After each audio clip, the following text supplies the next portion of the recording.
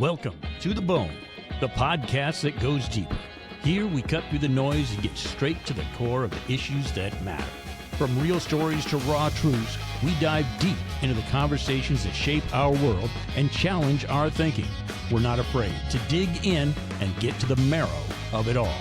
Whether it's life, culture, or business in sports medicine, we're here to break it down raw and real. No filters, no fluff, just to the bone. With your host, Shelby Daly, we're getting to the bone. This is a clinically pressed, approved CEU podcast.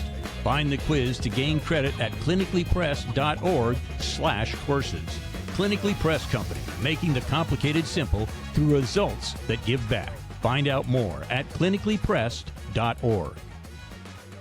Let's get started. Well, hello there, and welcome back to the Bone, the podcast about everything athletic training. This is normally the widest podcast on the internet talking about athletic training, because to my, that would be my right, left as I'm facing the screen, my daughter, Shelby, is the one who came up with this idea, the podcast about everything athletic training, and she is casting from Philadelphia, right there by Cobb Creek in Philadelphia proper. And me, well, I'm on the other side of the U.S. I'm about as far west as you can go and still have a road. I'm broadcasting from the shores of the Kenai River. And today, not only are we wide, but we're tall, because we are joined internationally by our guest today, Stephanie Lowther. And we're going to talk about leadership acquisition. So can I buy a pound of leadership, or how does that work? Stephanie, welcome to the podcast. Well, thanks for having me. I'm very excited. To answer your question on if you can buy a pound of leadership, I mean, sure, you could go to do a DAT degree and learn some leadership for sure. Oh, okay, all right. I wasn't sure how we were measuring leadership these days. Tell us a little bit about how you got involved with athletic training, Stephanie. Similar story to a whole bunch of colleagues out there. Did an undergraduate degree, happily stumbled upon the profession in my last year, applied, accepted. The rest is history. Outstanding. So most of the time there is a sport that helps bring people into athletic training. With Shelby, it was soccer. What was your sport of choice when you were doing athletics yourself? Soccer as well, actually. That was the community sport. I grew up in a small town where there were two sports, soccer or ice hockey. And soccer. No. Yeah, I know, right? Hockey in Canada? I know. Shocking that it's ice hockey too. Who would have thought that we would have ice hockey as a sport? It's all right. I started out in Tok, which is like the first town you get to in Alaska once you leave Canada. So if you leave Canada going to Alaska, Tok is the first place you stop. And we had a nice selection of sports. We had hockey, we had indoor basketball, and we had dog sled racing. For real. I mean, real intense sprint dog. Those guys were crazy, and the dogs were fast. So I totally get it. We love our snow, that's for sure. Well, and Tok actually gets it. I'm looking out the front window today, and it's like, oh, I should probably go fertilize the lawn since all of the snow has gone out of the yard. So we just got 2 feet of snow over the last 5 days. Nice. See, even Shelby in Philadelphia is ahead of me on snow right now. It's crazy around here. We're all like, okay, well, fine. If you're not going to give us winter, we'll move into spring. But as soon as we do that, it'll be like, where's the starter cord for the snowblower? So true. Yeah. All right. So ice hockey. Did you play?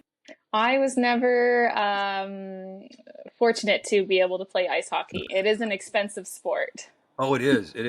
We had one of Shelby's teammates. So she played both in Alaska. You have school soccer, so where the schools compete against each other, and then in the off season in the summer you have club soccer. And so one of the athletes that Shelby used to play with on the team was the goalie, the keeper on the soccer team.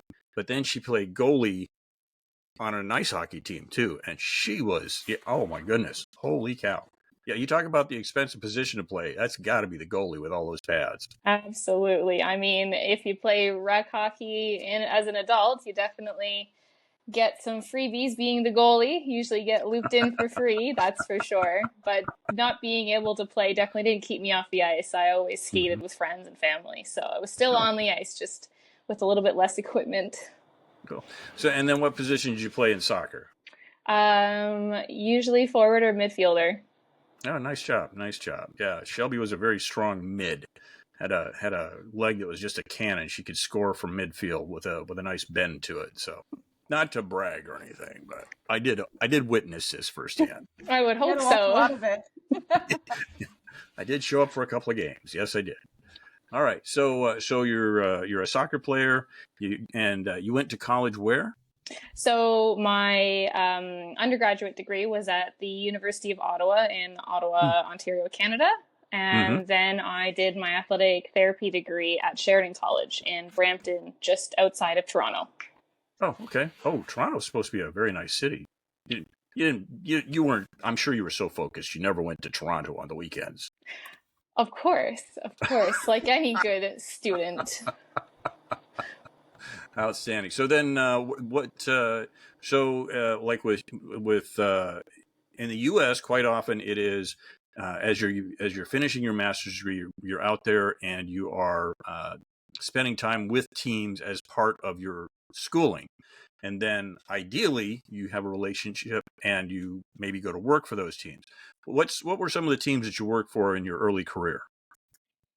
So definitely during my athletic therapy program, I worked with several different organizations. I worked with the Brampton Candidates women's hockey team, which we actually were able to go to the SO Cup, and that was in Nova Scotia that year, which was fantastic. I've worked with several colleges and universities in the area, lots of different organizations, football, more ice hockey. That was just during the program as well. We were very fortunate during the program to have a lot of variety of placements and internships, which was fantastic. Right out of my degree actually was COVID. So there wasn't really a lot of things to work with. So that's what actually transitioned me into my master's. I didn't want to sit at home and kind of twiddle my thumbs. So I thought, what better time to go and do a master's degree? So I went back to the University of Ottawa and did my Master's of Science in Human Kinetics, studying, my thesis was on the biomechanics of head impacts. So head impact frequency and impact magnitude in professional ice hockey players. Well, they've come a long way. They're wearing helmets now. They're actually wearing helmets now. So that's a big move. And then so the technology in helmets and impact has gone way up from the old. God, what were those little terrible plastic ones they used to wear with the hoops on the sides? Everybody had them, and I was like, well, this is the most minimum helmet I can get away with, and this is what I'm gonna wear. Yep, But absolutely. What kind of when you were working on your thesis, what kind of whose research were you looking at for that? So that actually was looking at video analysis. So it actually had three parts. It had video analysis, it had finite element modeling, and then it had the comparing and actually smashing helmets in the lab, which was really fun. So I actually looked at before the 2024-2025 lockout and after to see if there was a change over the last 20 or so years. So video analysis, freely available, usually through YouTube, freely available video, analyzing each head impact that the player sustained. So where on the ice, what elevation on the head, what location on the head, calculating the velocity, so the inbound velocity, translating that to a finite element modeling system to measure impact magnitude, and taking the reconstructions and that data and transferring it to the finite element modeling that would actually model the type of magnitude or brain strain magnitude that would actually be pretty close to what actually would happen, as it's a little bit unethical to test some brains out there. So this was the best case scenario that we could do at the time. So as a student, when I visited England, I actually got to stay with a doctor, Dr. Cookson, and he was doing impact studies for the RAF, Royal Air Force. And so if you really want to get into impact studies, apparently you get to have monkeys, because Air Force pilots do not like being hit in the head. So yeah, I think they came to the same conclusion. The people that we're trying to help are not going to be willing participants in the testing. Yeah, absolutely. The finite element modeling system was actually first created by Dr. Gilchrist out in, I believe it's Ireland. Don't quote me on that. I'll have to review my research and stats on that one. But the lab was under Dr. Blaine Hashizaki, which is leading scientist in head impact studies with the hybrid 3 head form, and a whole lot of fun smashing some helmeted heads. I just thought like cantaloupes would be the great thing to smash. It would be great, but then you'd have very subjective data on, is this really a crack or is this just a bruise? True. Nice. So good thesis. Obviously, a strong thesis. You got your DAT in athletic training, and so then decided, hey, let's go into business for ourselves. Or what was the evolution to end up as you have proactive athletic therapy? Correct. Correct. So that was finalized August 1st of 2024. So that was the newest leadership position that I just stepped into. I guess not just, it's just over 6 months now. So we're knees deep in it, which is great. I'm loving every minute of it. Before that, I actually started my sole proprietorship in the area, Lowther Athletic Therapy Solutions, which is, again, my own single woman show athletic therapy, both field and clinical services. And then while also doing that, I was working as an independent contractor in Carleton Place, and that was at actually proactive athletic therapy. That whole thing transpired where the previous owner wanted to step away from the business as she identified that the business needed a strong leadership to really propel it forward, and her energy, her drive was in a new direction that she needed to put all her focus, energy, time, finances into that to really propel that. So her and I were at the discussion table for several months to both do due diligences, both financially, what legal things need to happen, lovely accountant talks, lawyer talks, all the fun jazz to have this transition as smooth as possible. And now I'm by myself in the CEO boots at Proactive Athletic Therapy. Very nice. So tell us a little bit about the proactive athletic. Now, previously you were a one-person sole proprietor type situation. Do you have multiple athletic trainers on staff, or tell us a little bit brag about your acquisition a little bit? That's exactly what they said during my capstone defense, which was hilarious. So when I stepped into the shoes, I had 2 other athletic therapists and a clinic manager. And now I have 3 athletic therapists, a clinic manager, 2 massage therapists, and soon to be a part-time receptionist as well. So our team is growing for sure, which is absolutely amazing.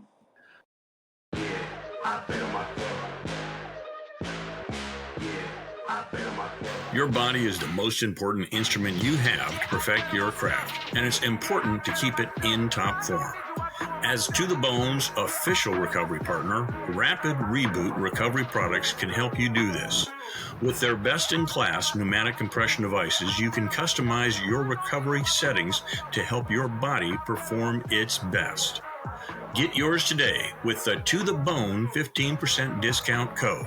That's right. Visit rapidreboot.com, rapidreboot.com, and enter the code ToTheBone15 to get your 15% discount. Raise the bar in 2025. Complete your BOC certification maintenance requirements early. Don't forget that 2025 is a reporting year for athletic trainers. Are you on track to complete your BOC certification maintenance requirements? Find out today by logging into your BOC profile at bocatc.org/BOC360. That's right, it's time, and this year is the year to renew your certification maintenance requirements. Check it out at bocatc.org/BOC360. So what was so you were already in business for yourself, and then you were doing some contracting with this company that you ended up acquiring. What was the motivation there? Was it because it was an existing business with provables, so you didn't have to build it all from scratch, or what was? I mean, or are you one of those people who gets companies, runs them, sells them, a serial entrepreneur? Which one is it?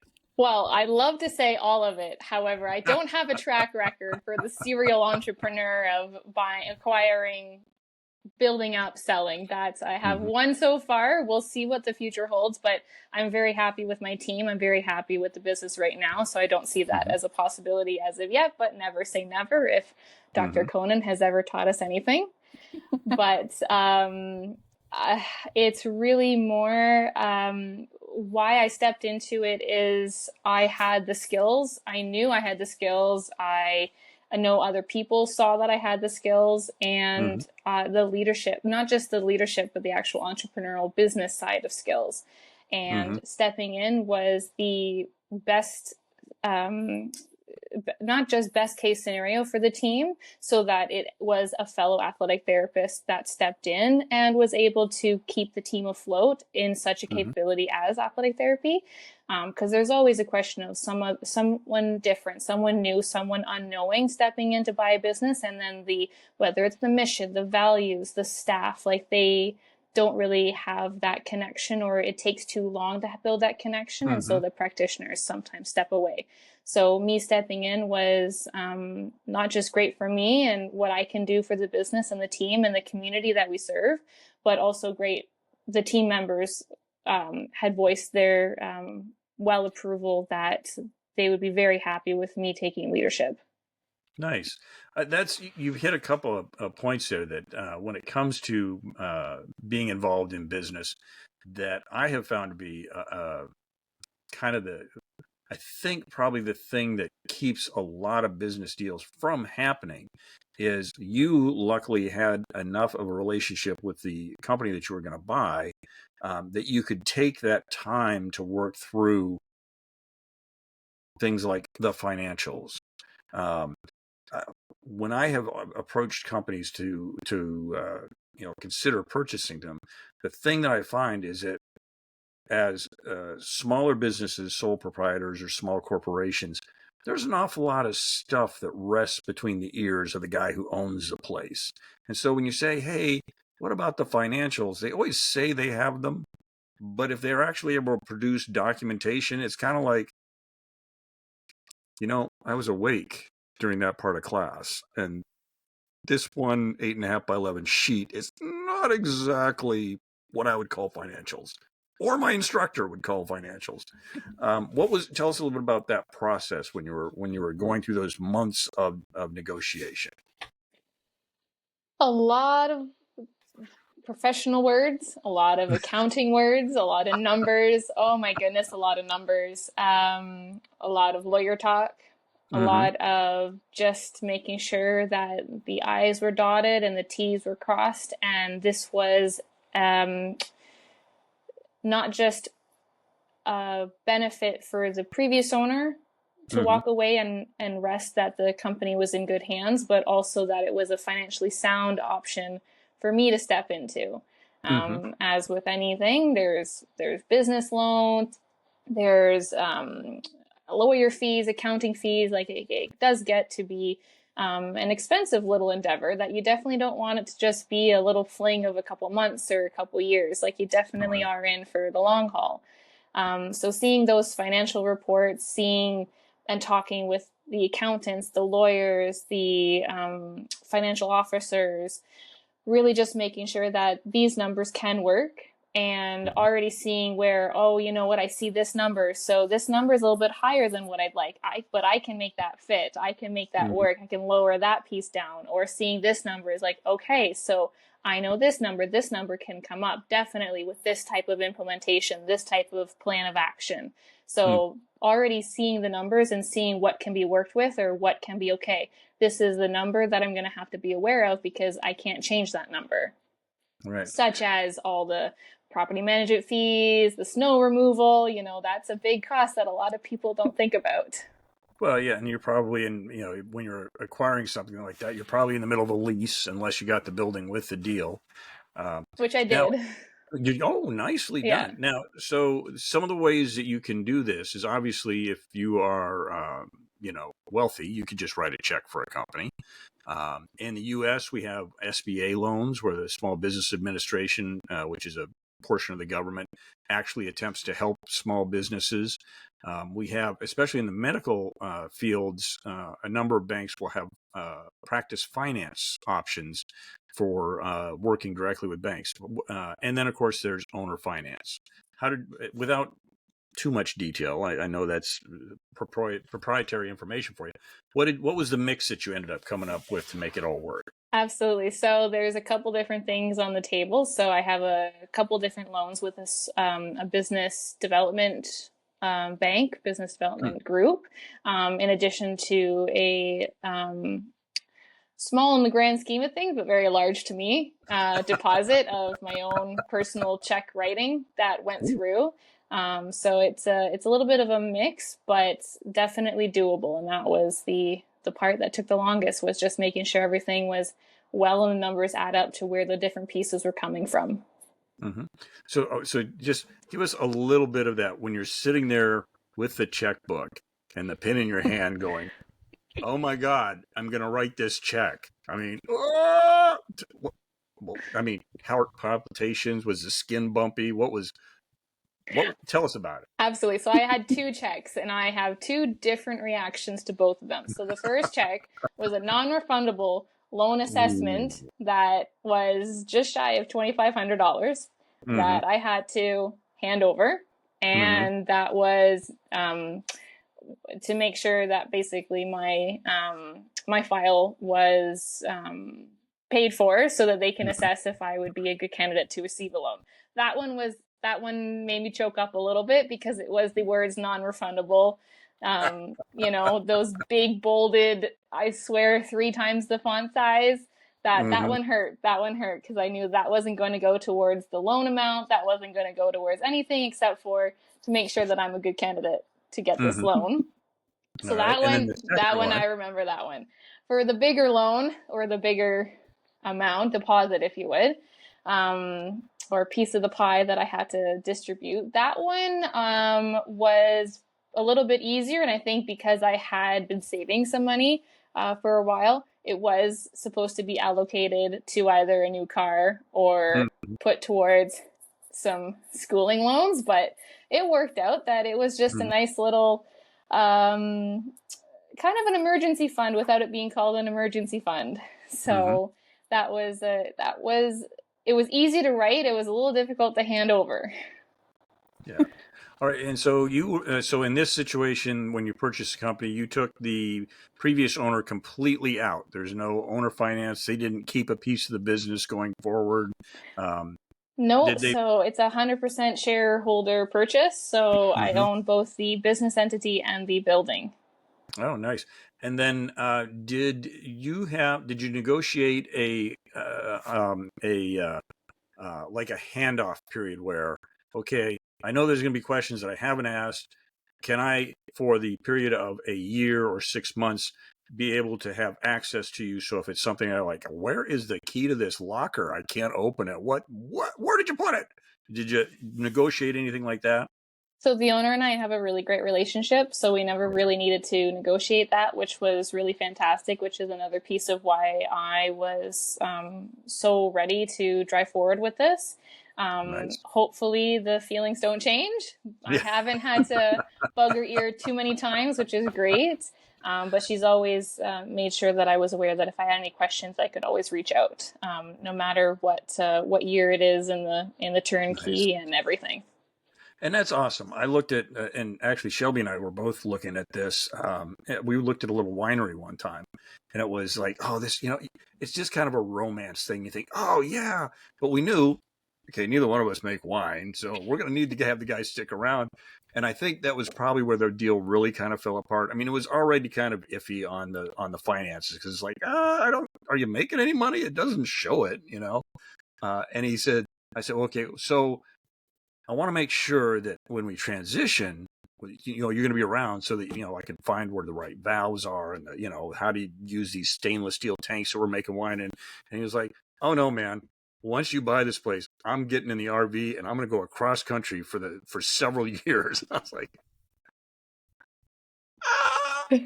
So anyway, yeah. So tip of the hat to you that you had that relationship and could maintain it going forward. That really got to bring a lot of power to making sure that things work for you, I would assume. Absolutely. Well, the previous owner did start this specific company, professional clinical practice from the ground up. So she built the foundation, and she really just wanted to make sure that the keys were handed over to the right person that was going to continue it without changing the shape of the building or changing the practitioners or whatever the case may be, changing it too much that it wasn't recognizable. Right. And how long did it take her to get the practice to the point? How long did she be in practice before she sold to you? So I believe it was 13 years. Oh, okay. So very, very stable. It's not like a flash in a pan thing. No, she was, I believe she was in that specific building for 10 years. Oh, okay. Cool. So she was at a different place building before, and then they transitioned into that building, and then eventually she bought that it's a unit in a plaza. So okay. she bought that unit, and then here we are today. Outstanding. Well, tip of the hat for being able to get the real estate in the deal. That is sometimes that unknown that hangs out there, because you can go, okay, well, everything works as long as the rent doesn't go up. And the first thing that happens is, oh yeah, no, you're a new owner. We're renegotiating your rent, and here's what's going to happen. So tip of the hat that you got that one pulled off. That was excellent. Now, some folks would say that the most important thing when it comes to having a business is not even the business plan necessarily, but the marketing plan. Hey listeners, ever find yourself on the sidelines needing that one crucial item? Look no further than Nexus Sports Medicine. Nexus is your go-to partner for creating comprehensive medical kits and accessories tailored for athletic trainers in any setting. From high school fields to professional arenas, Nexus has you covered. These kits are designed by an athletic trainer with meticulous organization, ensuring that you're always prepared, no matter the situation. Stay ahead of the game with Nexus Sports Medicine and keep your athletes safe and thriving. Check out Nexus Sports Medicine at nexus-sportsmed.com. That's Nexus, NEXUS-sports, SPORTSMED.com to find out more and get your perfect gear today. Where are you going to get customers? Where are you going to get business? What was your what is your impression of what's the marketing plan for your operation? Absolutely. So any good business should have a marketing plan. 101. That's the first thing anyone should know about. The really great thing is that with it being an already well-established business in the same location, it hasn't bounced around the location in at least 10 years. So it's pretty well marketed already.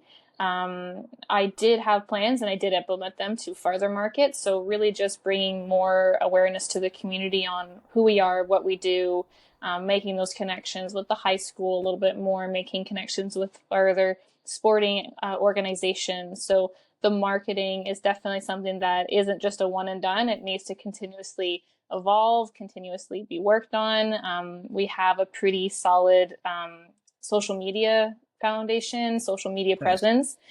So that's always been continued. We have newsletters, like e-newsletters. We have community talks and everything like that. So there's lots of different things that are just constantly ongoing.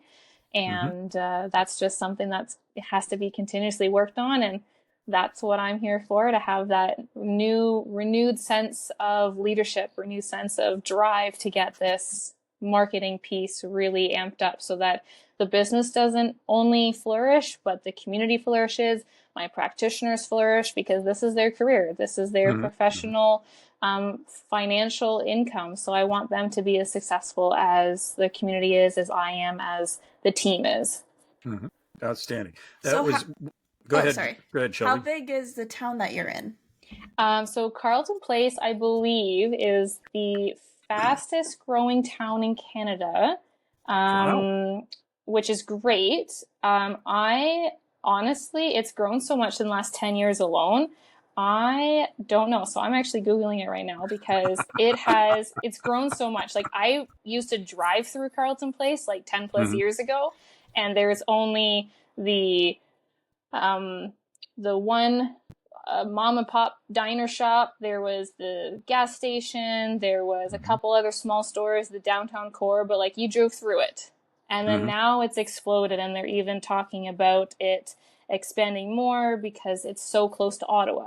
So a lot of people are moving from the city to Carleton Place, which is even better. Yeah, that was going to be one of my questions, where you're contiguous to a larger city so that you can get some of that kind of bedroom community vibe going on. Absolutely. And it really is I would say 30 to 40 minute drive into the city. So it's very accessible, and that's downtown. So a lot of people work on the West End. So it really, really is great. So there you go. All you Californians, if you're tired of traffic in LA, consider Ottawa. So no, absolutely. So as of 2021, so the stats are still a little out of date, but the population's just over 12,000. So it's not big, but it's definitely growing, which is crazy. So the projected population for Carleton Place, it says 2038 is just over 20,000. All right. So Kenai is about that same size. We actually we call it the Twin Cities, because there's two very small towns that touch each other, Kenai and Soldotna, and that group is about 15,000. So I totally feel where you're at. Now, the downside to the Kenai Soldotna is the next big town, your Ottawa, 3 hours away by road, and a mountain pass. You know how those go. Oh, yes, absolutely. So it's really nice because we have townships north of us, we have townships west of us, we have townships south of us, we have Ottawa east of us. We have clients that come from the other side of Ottawa. We have clients that come up north, like an hour or more. We have clients that come 45 minutes west of us. We have clients that come an hour south of us. So we really are well situated, and it's been a well developed market scheme to really get those clients to come the distance that they are, and they are constantly coming back to us. So it's nice to have that repeat customer base as well. And see, you have more than one road. I mean, that's the other challenge. I think we have like 20. Okay, all right. Yeah. We have one. And if you have an avalanche, zero. Yeah. Zero roads from Kenai to the rest of the world if you have an avalanche. But we have like 5 traffic lights in Kenai? Shh. Don't be bragging now. It took us a long time to get up to 5. I feel that for sure. All right. So one of the things that always fascinated me about Shelby's career in athletic training was some of the unusual sporting events that she got to be working with the athletes. There was the X Games when some guy impaled himself on a handlebar, and there was jiu-jitsu, which I didn't realize was really intense hugging until I watched some of the matches. What was the wow, I can't believe I'm doing this sport that you've had the opportunity to work in? Well, right out of school, I would have said rugby, because that's an intense sport alone. Those people are crazy. Absolutely. There's so many to really choose from. I know the most recent one that I just did, or just covered actually earlier this week, was a Special Olympics bocce ball championship. wow. So that was amazing, one, to see what the athletes were able to accomplish, but very nice, low key. You don't have people running at each other full speed. You don't have impaling objects. So it was quite nice. Yeah, we had Shelby had the opportunity through this soccer involvement to go to Yellowknife for the Arctic Winter Games, and so that was between that and then some of the Native Olympics that we have. There's some really unusual. I was like, man, what was the one? There's one where they like do a tug of war with a string that's wrapped around an ear to your opponent, and so the two of you are pulling on your ear. I was like, I don't think there's any muscles in there you can actually treat after you tear the ear off the guy you're doing a tug of war with. But anyway, Yeah. The Arctic. What are you gonna do? What are you gonna do? No comment on that one. That sounds pretty intense. Well, if you're looking for something to do in the winter sometime, come on up and you can help them out with the Arctic Winter Games up here. Let's see, what was the other thing I wanted to know about you? We talked to. You should be proud of me. I haven't made any Canadian jokes yet. I mean, the border Well, we was won't right even there. talk about the hockey game that happened the other night. Oh my God, there was that series. Somebody had a brain. Just oh my gosh, let's put 4 countries into a hockey tournament. Yeah. I think it's done great things for hockey. I think there's a lot of people who are like, hockey. It's not soccer. It's not football. It's hockey. But now it's like everybody is so focused on hockey. So even though there was a little bit of a oh, absolutely. What was friction? it? How many fights in the first 9 seconds? 3. Yeah. Every 3 seconds there's a fight. Yeah. Well, that was did the U.S. team pay Canada to boo the U.S.? Because that was a great marketing strategy, ultimately. Oh my goodness, yeah. That was an intense game. That was an intense series. And then they came back and they snuck it out right there in call overtime. it skill, not snuck.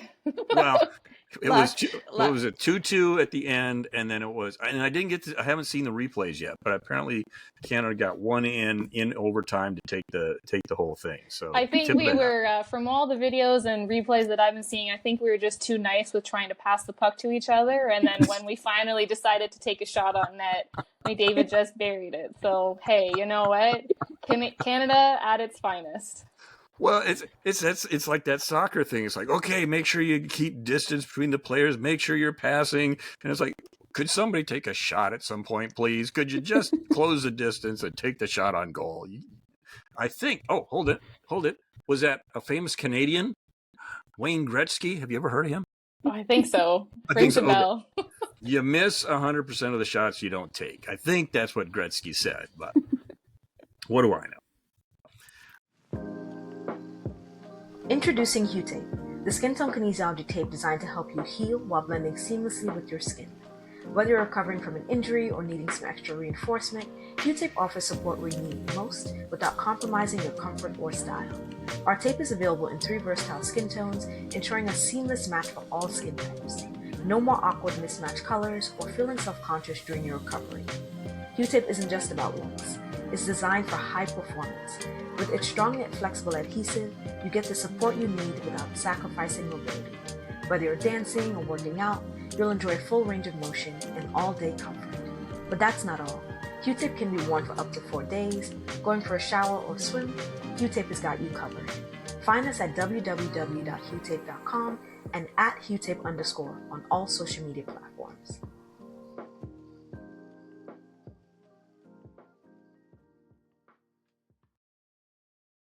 All right. So we talked about your business. Tell us about the future. You said you've got this business that is mature. It's doing well. It is meeting your expectations. You don't see yourself moving out of it in the future. What do you see as the future of your practice? And then any insights you may pass along to other athletic trainers who are trying to find their way in the industry. Absolutely. So definitely lots of different routes that I could take depending on what puzzle pieces lay down. I'd love to continue creating the relationship with a couple different the athletic therapy programs in specifically Ontario, just because I know the contacts there. Definitely not opposed to any of the other schools across Canada, but definitely having it as an option for a summer co-op internship with some of the AT students.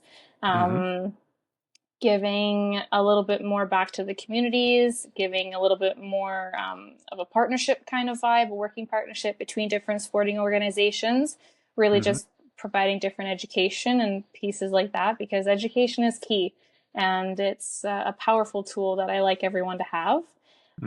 For the future, I mean, for the business itself, I'd love to expand. I'd love to have it where we need a little bit more space because we have such a growing team. That would be a dream if that can actually come to fruition. For really, I just want to make sure my team has the career that they want. That's my ultimate goal is, like I said, like this is their career. This is their finances, basically. This is how they make their pay. This is how they make their lifestyle, their salary. And I really just want to make sure that they're well taken care of and heard, and they have the growth and support in what they want to do. So you're leading a team again, just as you would have on a soccer field. You can be the midfielder that's calling the plays from the center field and let everybody know when to go forward. Now you've got a different type of team around you. Tell me about some of the management techniques that you use to keep that level of communication open and flowing, so that your teammates still look at you as the person who's going to be able to make this all happen. Absolutely. So actually, you said some of the words which are great. Open door policy is something that I heavily repeat to say and heavily express, that my door is always open. I want to hear the ideas. If leadership is not just about one person, you need to have a team that gives you different insights, so different perspectives on things. And having that open door policy with all of my team members, whether it's, this could be improved if we maybe did this, or have you thought about reaching out to this organization? Or I have a contact, do you want to maybe get in contact with each other and see kind of where it goes? It's really about having that communication piece and not just being, up on the top of the totem pole and you don't listen or don't respect anyone below you. Because there has to be a little bit of a leadership. There needs to be that leader that really does make the final decision. However, there is a team, and I want to make sure that all voices are heard and communicated. And, maybe a suggestion isn't the right way, but at least it's hearing it, digesting it, talking it through, seeing if it fits with what the business can support and do well. Outstanding. I'll ask a question. So with the transition, was there any unsurety from the established clinicians that were already there, or did you feel like you had already created a good relationship before that? And how did you address any of the unsureties or, insecurities of the folks insecurities, the whole change? Absolutely. So before being the CEO, the clinic owner, head boss, whatever you want to call it, whatever title you want to have. You're a girl boss. Yeah, you got it. Girl power, right? Which is actually, side note, hilarious, because all of my practitioners and staff members are women right now. Not to say that I haven't tried. I have interviewed and met with a couple male colleagues, and if something happens in the future, that'd be fantastic. It's just so funny that we're an all-woman show right now, which is hilarious. But before this hat that I wear, I was a colleague, I was a friend. I mean, I still am a friend, I still am a colleague, but being able to have open communications and just sitting down with each of them before the ink hit the pen or the paper, making sure that, was there any concern? Was there any insecurities? Was there something that they were unsure of? What was the direction that I wanted to go? Because again, they're independent contractors. If my direction isn't what aligns with them, they have the opportunity to walk away. Because with the new leadership, it comes with new contracts. So they do have that door open if they wanted to take it. But sitting down with them, from all the conversations that I had with each of them, they all were very excited from what they said. They were all very enthusiastic. They were very happy that I was coming into this leadership position, and they were very excited to move forward in the future with me. So I was lucky enough. I'm very lucky, very fortunate that I didn't have too many insecurities from my team members, from my independent contractors, from my clinic manager. A lot of the views that I had aligned with what they had. So it was, if anything, a smooth transition on the practitioner side of things. Outstanding. Now we've talked all around what you do for a living. You've talked about the business. When it comes to treatment, is there anything that you maybe feel as this is something that we focus on when it comes to athletic training? Is there a particular path of treatment that you follow? Or tell us a little bit about the actual, okay, we got an athlete. What are we going to do with them? What's different about your practice than another? Well, the first off is that anyone's an athlete. So that's the other piece. Our youngest client just turned 7, and our oldest client is, I believe, 86. So when I say we have pretty much all walks of life, almost all, we do, which is great. I've had a couple clients that have come in for some arm slings or bracing that have been younger than 4. And so I really have seen everyone at every stage of their life, which is really great. Shows that what the community has for support and trust in what the clinic can provide. For treatment style, it's anyone. So whether it's the neighbor that has pulled their back shoveling, whether it's the junior A hockey team that have just cinched their finals playoffs, and we have a partnership with them. So whether they sustain an injury, whether it's a concussion or it's a dislocated shoulder, or they tore a meniscus or something else happened, like they come in. So the treatment style does vary per person because they are at different activity levels. So really they come in, we have the assessment on what's kind of going on, and then we make a treatment plan that's actually personalized to what they need. So someone who is a high elite athlete, they will usually have less manual and more, let's get you active rehab. Let's get you exercising. Let's getting targeted things to get you back to your level of play. Someone who has, they pull the back muscle, or they have a facet impingement, or they have a disc that is bulging, that might be a little bit more manual, that transitions into the exercises and strengthening, but the end goal is always getting them up and moving as safely, quickly as possible. Now, in Canada, is there a formal referral process when you identify something in an athlete that needs to go to the next level, whether that's surgical or chiropractic or whatever? Is there a formal process for that in Canada, or is it driven by, I mean, in America, a lot of things are driven by insurance and who the carrier is. You have a different form of providing the care. How does that referral process work for you? Well, you have 2 pieces there. So the first piece is the insurance piece. So yes, while we do have universal healthcare, that is usually encompassed by hospital visits. So external healthcare, so health insurance, that's the external piece that gives you that amount that you can go see a variety of health practitioners.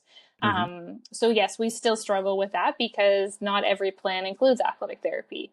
It's growing, it's getting there. There's been leaps and bounds made over the last 5-10 years, and it's only growing. It's just any struggle with or anyone that knows insurance knows that it's a struggle. So it's moving. So that's one piece. So while we don't actually require a referral to see us, the referral that we usually send is to the client's family doctor or nurse practitioner to transfer them to if they need any imaging, so an MRI, an ultrasound, an X-ray, or if we think that they need to see a sports surgeon, for example. So if there is a rotator cuff tear, so let's get them to see an orthopedic surgeon. So there is a referral pathway that we are required to send that referral to their family doctor or nurse practitioner, and then that is the gatekeeper to then furthering along their referral pathway. Well, and I think obviously the answer to making the referral pathway work better is for professionals like you to continue to bring up the level of trust for athletic trainers in the industry. So, tip of the hat. And what an amazing, I'm going to call you a young woman because let's face it, I'm older than you are, but what an amazing young woman. And congratulations, Proactive Athletic Therapy Clinic owner, CEO, Stephanie Lowther. Thank you so much for being with us on To the Bone. I think that's going to do it for this episode. What do we have coming up, Shelby, that people might be interested in? What do we have coming up? A lot of guests this week. I'm doing a lot of recordings, so there's a lot of we got a lot of studio time this week. So check us out at where are we hanging our hat these days, Shelby? tothebonepodcast.com. And then to get a hold of Stephanie, if you have any questions, how can we get a hold of you? Well, you can always visit the website. We have our contact information right there. So proactiveathletictherapy.com. Okay. And you can always reach me via phone. So call, text, email. I'm very receptive to any questions, comments, or any feedback, as I always look for feedback to really just make the team, myself, leadership, and the community a better place. Outstanding. Thank you so much for being with us, Stephanie. That's going to do it for To the Bone, the podcast about everything athletic training. We'll see you next time right here. That's it for today's episode of To the Bone. I hope we've sparked some new thoughts, challenged your perspectives, or simply reminded you to dig a little deeper. Remember, life isn't just about what's on the surface. Sometimes you've got to cut deeper and get to the bone of what really matters. To the Bone podcast is a product of Daily LLC. It is hosted and produced by Shelby Daly, ATC, and Randy Daly. No clinical decision-making should be based solely on one source. While care is taken to ensure accuracy, factual errors can be present. For more on the show, visit www.tothebonepodcast.com. If you enjoyed this episode, be sure to subscribe, rate, and leave a review. Get involved in the conversation. You can find us at www.tothebonepodcast.com. Drop us topic suggestions or be a potential guest. We're all about connecting with you, our listeners. Until next time, stay curious, stay grounded, and keep cutting deep.